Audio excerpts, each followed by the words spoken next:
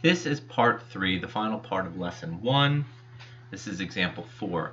In this example, we're going to talk about estimating derivatives. See, if we don't have a function, we can estimate the derivative by estimating the slope of the tangent line, and there's going to be a real prescribed way to do this. The first part of the question asks you to draw some points and then connect them with a smooth curve. Pretty easy to do here. So ends up looking something like this when it's all said and done.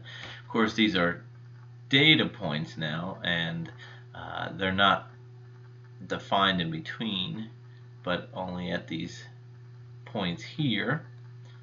But we connected them with a smooth curve to create this kind of parabolic shape. Okay, so the first thing it wants us to do is estimate f prime at 1. So it's not equal to, we don't know what it's equal to, we don't have the function, but we can estimate it several ways. Now if you just eyeball this and say, well, I want to figure out what is f prime at 1, essentially what you're asking is, what is the slope of the tangent? Terrible. There we go. What is the slope of the tangent at 1? And that's clearly approximately 0. But what we're going to use is an average rate of change. Let me use this purple color again for the average rate of change. We want to find out what's the instantaneous rate of change here, but I'm going to pick 2 points that sandwich that point, and I'm going to find the slope connecting those 2 points. In other words, I'm going to find the average on a neighborhood around the point I desire and use that as a way to estimate. It's going to be our standard way of estimating the derivative. So I need f at, so if I'm estimating here, I want to sandwich around it. So I need f of 1.5 minus f at 0.5.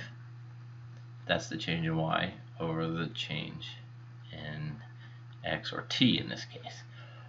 So we have negative 15 minus a negative 15 all over 1, which equals 0, which is what we suspected visually, but now here's a mathematical way to estimate, and that's going to be feet per second.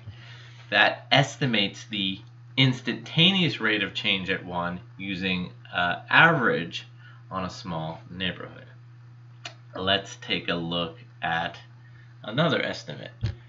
Let's estimate f prime at 2.5. If you haven't done so already, take a moment, pause, and figure that out. 2.5 here, so I'm trying to estimate the slope at tangent line, assuming it touches. Visually, it's a little harder, especially with the scale. Again, we want to have a prescribed way. There are different ways that are allowed on the AP exam. I like to stick with 1, and it always works. So we're estimating here. So I'm going to do an average on a neighborhood around it. So then that's going to be f at 3 minus f at 2 all over 3 minus 2, which is going to give us 0 minus negative 12 all over 1, which gives us an estimate of 10 feet per second. Other ways that you are allowed to do, which I don't want to confuse you, but you're allowed to pick these 2 points and find their average. You're allowed to find the average using these 2 points. And you can average the green and the yellow, but a kind of easy one to remember, easy to refer to, is average on a small neighborhood around the point of interest. Example number 5, the derivative at a breaking point. So we want to determine if this has a derivative at 1. The ultimate goal is saying, is f prime of 1, does f prime of 1 exist? Essentially, we're asking, does the limit as h approaches 0 of f of 1 plus h minus f of 1 all over h, does that exist? And if it exists and has a value, then that is the derivative. Noticing that this is piecewise is going to require us to write two different statements. Please notice that this is not the same question of continuity. I'm not asking whether or not it's continuous at 1. I'm asking whether or not it has a derivative at 1. So we need to write, like continuity, two different limit statements, but this is the limit of a special ratio. F of 1 plus h minus f of 1 over h. This time, or this first one from the right, which is the limit as h approaches 0 from the right. So this is going to be 5 minus 2 times 1 plus h minus the value of the function at 1, which doesn't change. It's 5 minus 2 times 1 all over h.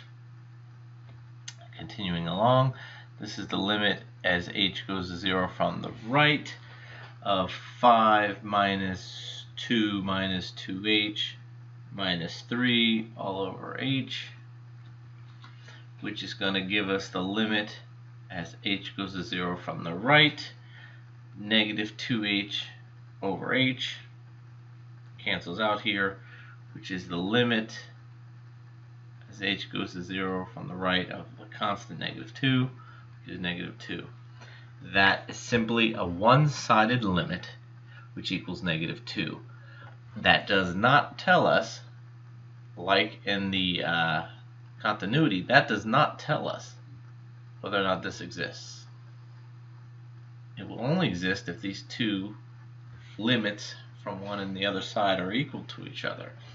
So next, we want to find the limit as h goes to 0 from the left, which is f of 1 plus h minus f of 1 over h. The limit as h goes to 0 from the left, let's see here, 1 plus h squared plus 1 minus f of 1, which doesn't change. F of 1 is always f of 1. Kind of a sticky situation sometimes people can get mixed up on. Alrighty, so that's going to equal the limit as h goes to 0 from the left. So we have 1 plus 2h plus h squared plus 1 minus 3 over h. And that's going to give us the limit h goes to 0 from the left, 2h plus h squared minus 1 over h. And we're in a little bit of a jam here. Let me move this up a little bit. So this is the limit as h goes to 0 from the left. Let's break this into some sums. 2h over h plus the limit as h goes to 0 from the left of h squared over h minus the limit as h goes to 0 from the left of 1 over h. So this one ultimately will come out to be 2. This one will ultimately come out to be 0.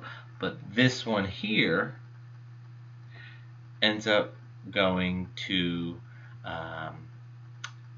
negative infinity with the minus here, so that goes to infinity. In other words, from the left, that limit does not exist. It's not the limit of the function, though, it's the limit of the ratio does not exist. When we did the same example for continuity, the limit from the left existed, but this is a different limit. The limit of the ratio from the left does not exist. Hence, therefore, ergo, the limit as h goes to 0 of f of 1 plus h minus f of 1 over h does not exist. It does not exist because they're not equal to each other. And therefore, we say that f prime of 1 does not exist. It does not have a unique tangent.